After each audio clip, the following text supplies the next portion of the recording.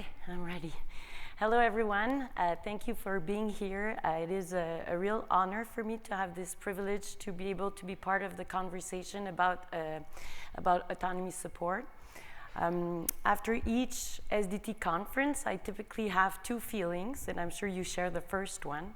I'm completely amazed by all the research that has been conducted over the past few years. And my second feeling, which is a bit less comfortable, is that I feel that our definition of autonomy support may not be clear enough yet for parents to be autonomy supportive in all these different situations that they face with their children. So after the last conference, I dived into the different definitions of autonomy support to try to highlight its common features, but also the challenges that we face when we try to define this construct. And today I would like to argue that what is autonomy supportive actually varies quite a bit across domains of socialization, and for this reason, defining autonomy support based on its common features and adopting a domain-specific approach to autonomy support might be helpful for us to know what autonomy support really is across different situations. So as SDT researchers, you all have a very deep understanding of what volition is, but let's think about those autonomous people for a second. So I would like you all to close your eyes and think of someone whose behaviors are based on self-endorsed values or interests. So everybody has an autonomous person. Okay. So open your eyes and now raise your hand if that autonomous person was doing something pleasant, like playing sports, doing their passion, or being with family or friends. All right, many of you. Now, who amongst you thought of someone who was doing something boring, unpleasant, and potentially very, very, very disgusting? So none of you. So as you can see, when we think about autonomy, we typically think about those behaviors that are intrinsically motivated. And this is to be expected because autonomy or autonomous behaviors is, intrinsic motivation, is the hallmark of autonomous behaviors. But one of the most important contributions of self-determination theory is to show that we can be completely volitional even when we're doing something unpleasant or difficult or something that we hate. So parents can actually, they typically change their baby's diapers with a sense of volition, and children can do their homework and they can help with the dishes with that sense of volition. And although we all agree with this, we tend to forget that the internalization is a major source of autonomy. And this, I believe, is one of the first challenges that we face when we try to define this construct. If autonomy support comes from two processes, and each of these processes are supported by different behaviors, our definition of autonomy support is bound to be quite complex. And one way that we have found to go around this problem has been to define autonomy support this way, so as behaviors that support volitional functioning. And this is a perfect definition, it's completely valid, but it also adds to the confusion, especially for other people, because it gives absolutely no idea, no information about what autonomy support really is. So to identify autonomy supportive behaviors, let's turn to definitions that actually propose behaviors. And these definitions propose that it's one of the key elements is to support children's active participation in what they're doing. So with behaviors like providing choices and involving them in problem solving. And then the second thing that was emphasized is the importance of being empathic to children's experiences. And this element was added to make sure that we can differentiate between the support of volitional functioning from the support or the promotion of independence. And Edith Katz really made a good point of that the empathy is key to make sure that choice is meaningful and that children, the choices that we give people are choices that people want to make, that they have the competence to make, and that these choices are coherent with their cultural values. So I would argue today that all autonomy supportive behaviors, or to be autonomy supportive behaviors, need to support people's active participation, and they need to be empathic.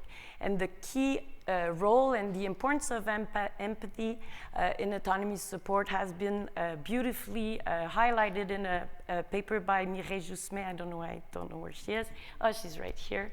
And Wendy Grolnick. So I encourage you to go read that paper. So most autonomy supportive behaviors are characterized by these two features, and these in turn support intrinsic motivation. But we also need to keep in mind that autonomy support is not permissiveness.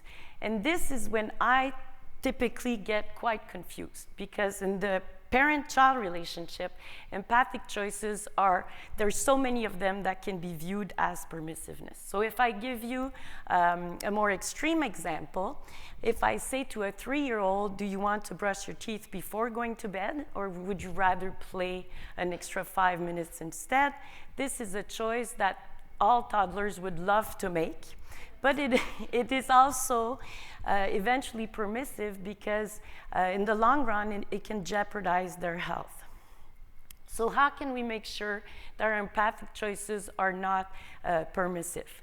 There are two avenues. First, we can pair autonomy support with structure, so I can give a more structuring choice. I can say something like, it's time to go to bed. Do you want to brush your teeth before or after your bedtime story? So in that context, the child needs to brush his teeth, but he has some active participation in that situation, and he practices how to make choices. However, an even more effective way to support the child's autonomy in that context would be to build directly on the natural tendency of children to internalize socially encouraged behaviors, so to rely on the internalization process to support autonomy. So decades of parenting research has shown that reasoning and providing rationale are key predictors of value internalization, because they offer the necessary information for children to understand the value of the behavior. So if I tell my child that brushing his teeth can help with avoid cavities, he can really get behind that behavior and fully endorse it.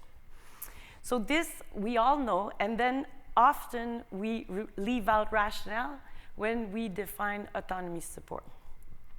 So it brings us to the third element of autonomy, the third feature of autonomy supportive behaviors. They are informational. And I would argue today that this feature, or the idea of providing a rationale, is a necessary component of autonomy support, because it directly supports the internalization process. And I would even argue that providing information can also may also be necessary to sustain intrinsic motivation in some contexts. For example, when children feel stuck, or when they have a challenge.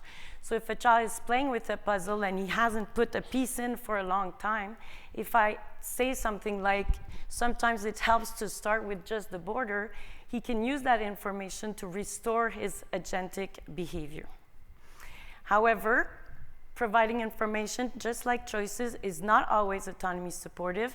It needs to be solicited for it to be autonomy supportive. So if the child is already active and I come in and I give information, then I'm disrupting his behavior, and it's unlikely to elicit more autonomy.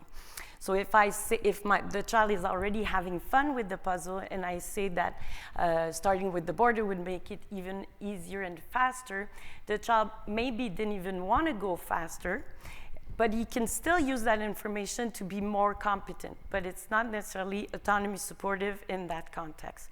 And I would like to thank Mireille for helping me clarify this point. So Just like choices, who are not always autonomy supportive, providing information is not always autonomy supportive either, and they need to, when we give information, we really need to consider children's ongoing agentic behaviors.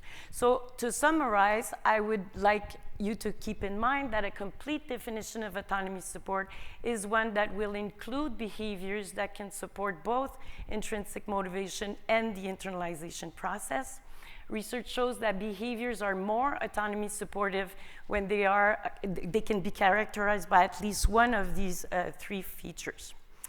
The other thing that's nice with the common features is that we can offer a definition of autonomy support that is less likely to be confused with the promotion of independence or with permissiveness. So it can look something like this.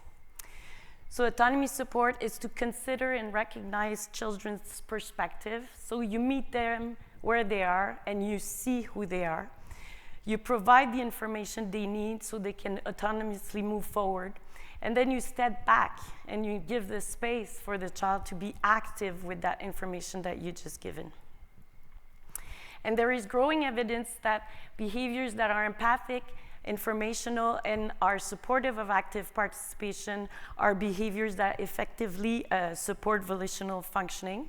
And the best example that I have for that are the results that Mireille and I obtained when we tested the program, the How to Parenting program. This program contains 30 skills, and all of these skills can be characterized by at least one of the three autonomy supportive features, like I indicated here with the little dots.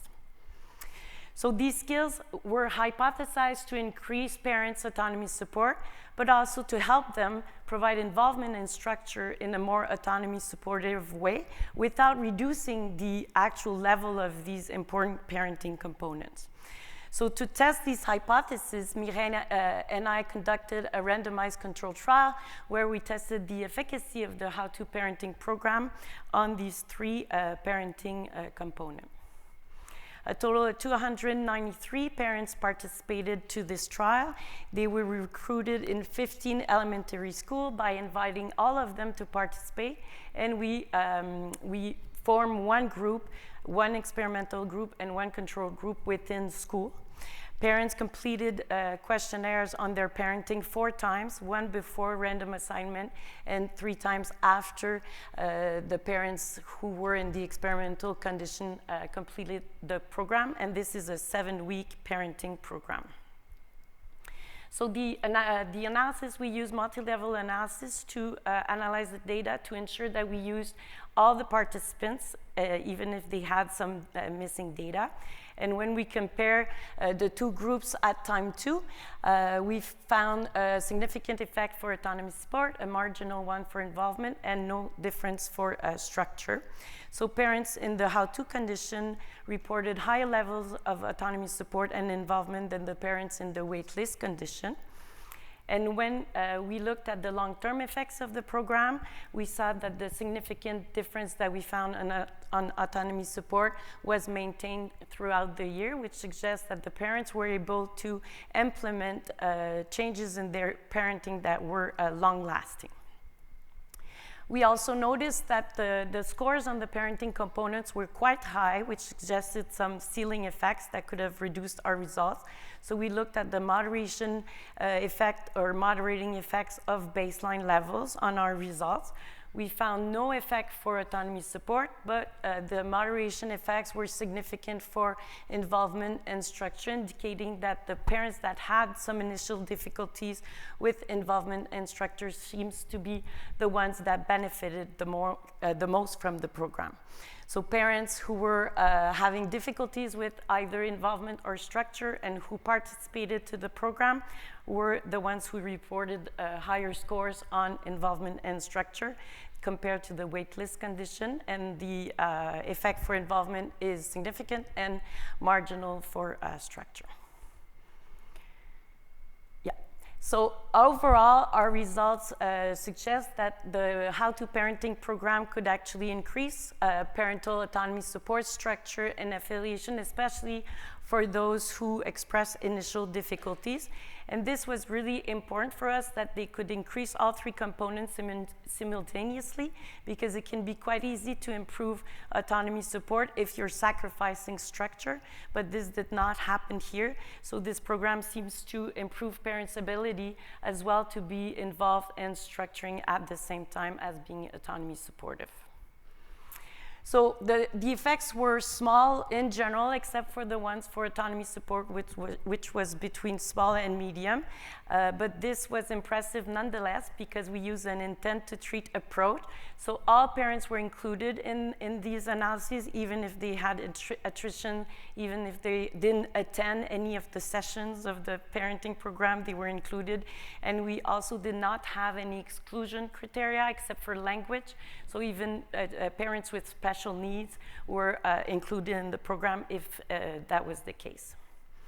The differentiation was also imperfect, so many of the parents that were in the control group actually knew about the book, and some of them read it.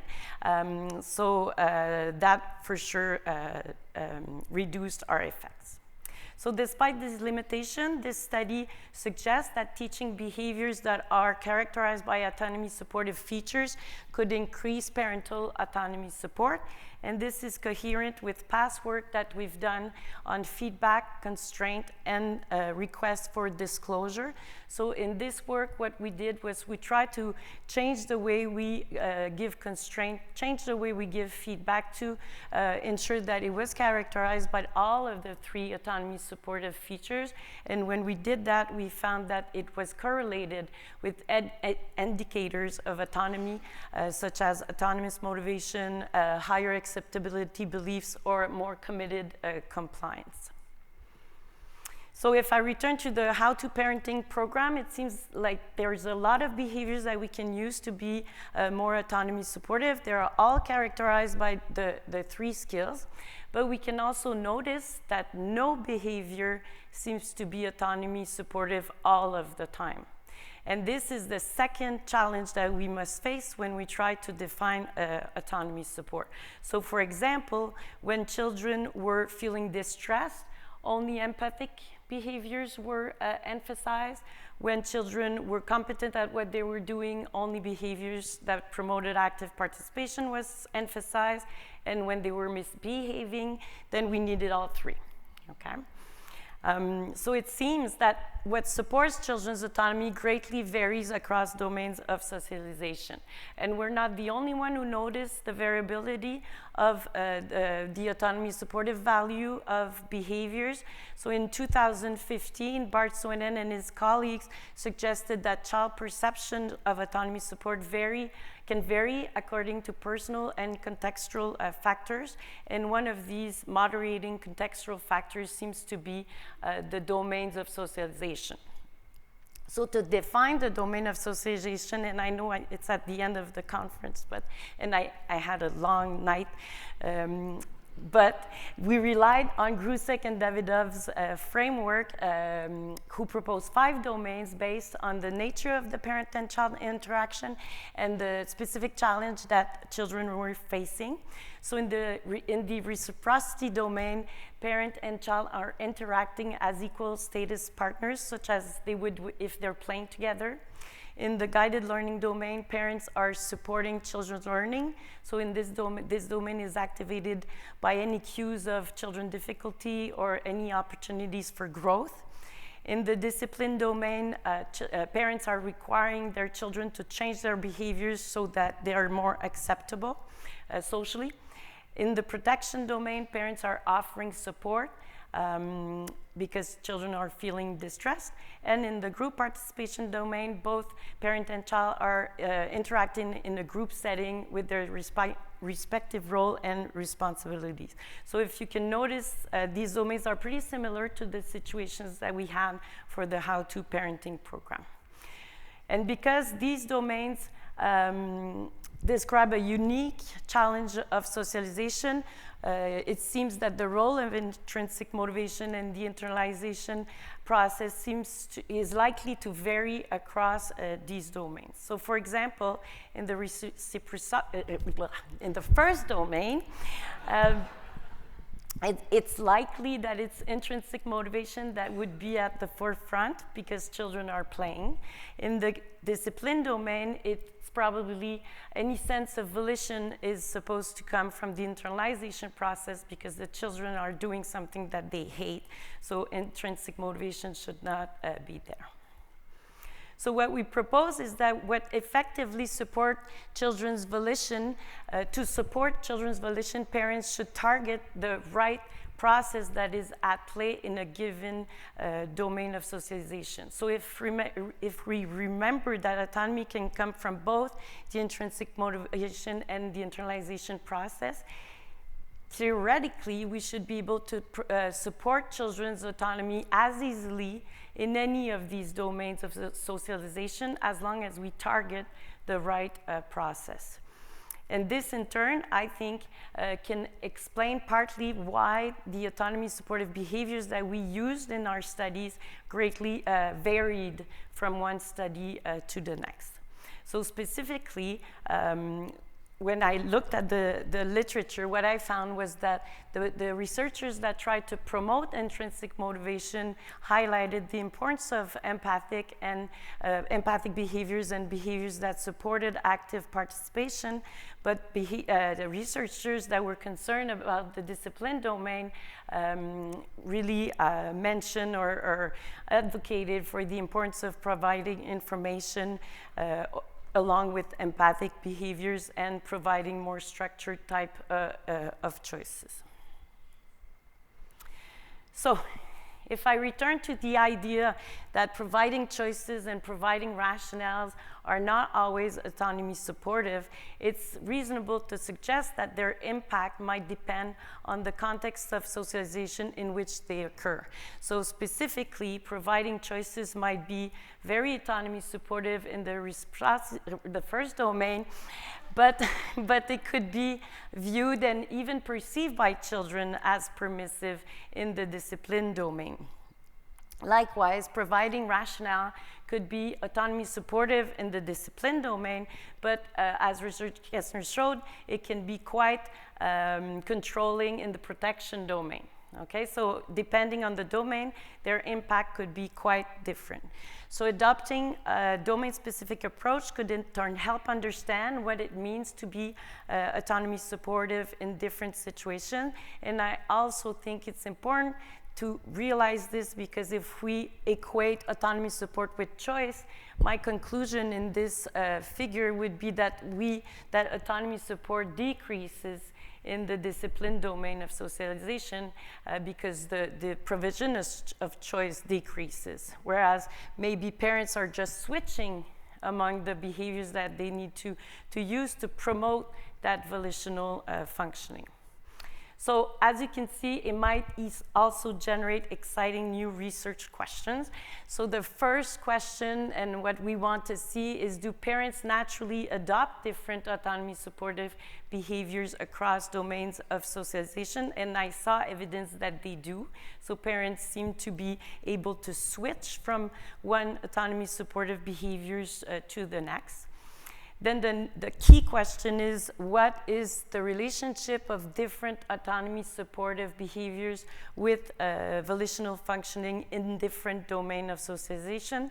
So we're going to look at that. And to do that, we recently developed a new coding scheme where we coded 47 parenting behaviors. And the goal is to see if solicited choices or if solicited information has different correlates across domains of socialization. So in that coding system, we made a more conscious effort to separate structure from autonomy support by coding solicited and non-solicited guidance differently with the idea that only solicited guidance is probably autonomy supportive in addition to being competence supporting.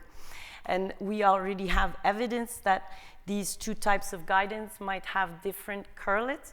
So what we know so far is that only non-solicited guidance seems to be triggered by children's more difficult temperament. So this is what we're working on right now. But for now, the important message that I want you to think about for the next years is the idea that autonomy supportive value of parenting behaviors do vary across domains of socialization, and probably because autonomy comes from two very different processes. And despite this variability, autonomy supportive behaviors share three common features. So they are empathic, they are informational, and they are supportive of children's active participation. And accordingly, if we rely on these common features to define autonomy support, and if we think about the domains of socialization, when we define autonomy support, we might help to clarify for parents what it means to be autonomy supportive in different situations.